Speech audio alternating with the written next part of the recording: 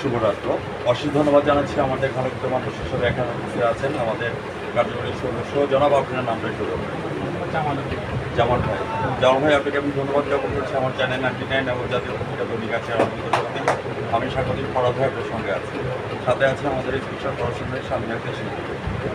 আমি জামাল ভাই আপনার কাছে জানতে চাচ্ছি, আপনার ব্যবসা প্রতিষ্ঠানটি আছে কত বছর হয়ে আছে?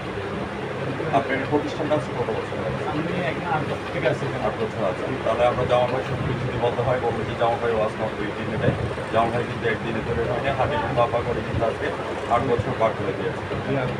আমরা কিন্তু একটা থমথম অবস্থার মধ্যে বিরাজ করছি। এই থমথম অবস্থার মধ্যে আপনাদের কাছে এখানে কেমন যাচ্ছে? জামাল ভাই কথাটা আপনি জানেন, 90 হবে।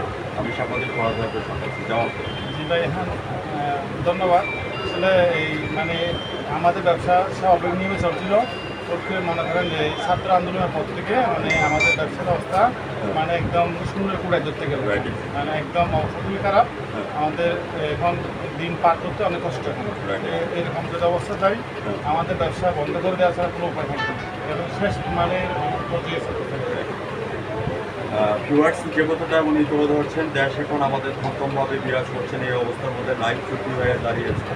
এই চুক্তির মাধ্যমেও কেননা ব্যবসা প্রতিষ্ঠানটায় উনি 8 বছর মধ্যে পরিচালিত করছেন।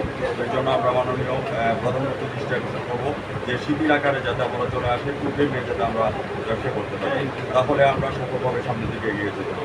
যেমন ভাই, আমি আপনাকে আমার চ্যানেল 99 এবং জাতীয় দৈনিক আজকে সভা থেকে আপনার প্রামাণ্য চিত্রগুলি তুলে ধরবেন। এখানে কিছু প্রোডাক্ট আছে এবং ফরেনার ডেলিগেটর এবং হচ্ছে যে বাংলাদেশ ডেলিগেটর পর্যটক যারা আসছে তাদের উদ্দেশ্যে কিছু পরিচয় পাবো।